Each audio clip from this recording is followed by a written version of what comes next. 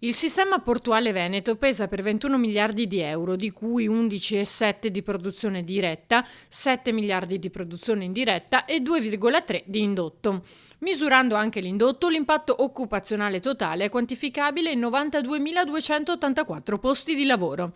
Il dato emerge dallo studio congiunto realizzato dall'Autorità Portuale dell'Alto Adriatico e Camera di Commercio di Venezia e Rovigo, presentato a Marghera.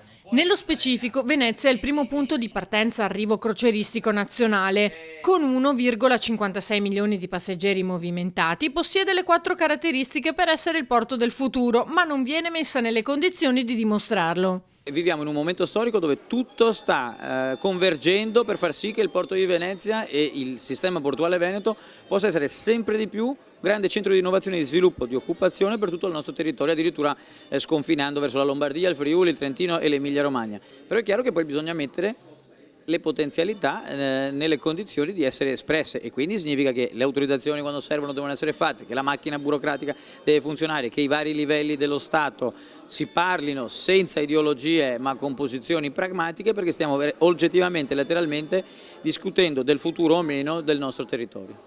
Dobbiamo avere una comparazione dei dati per fare una politica nazionale, perché ai nostri ministri, al nostro governo, se andiamo con una proposta nazionale non possono esimersi dal valutarla, perché la questione è nazionale.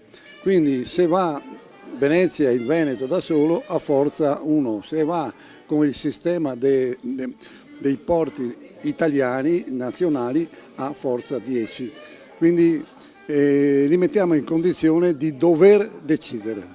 L'unione fa la forza e permette dunque di avere migliori risultati. Lo studio, effettuato con un metodo innovativo, ha permesso anche di notare come il porto di Chioggia nel settore della pesca primeggi. Il porto di Chioggia è il primo porto peschereccio d'Italia, anche questa una medaglia al valore della produzione, al valore della competenza, al valore della conoscenza dei nostri lavoratori, dei nostri pescatori, che poco si conosce, addirittura magari si rischia di compromettere. Questi sono numeri importanti, queste sono opportunità importanti, queste sono già realtà esistenti, cerchiamo quando possibile di svilupparle e soprattutto di non comprometterle mai.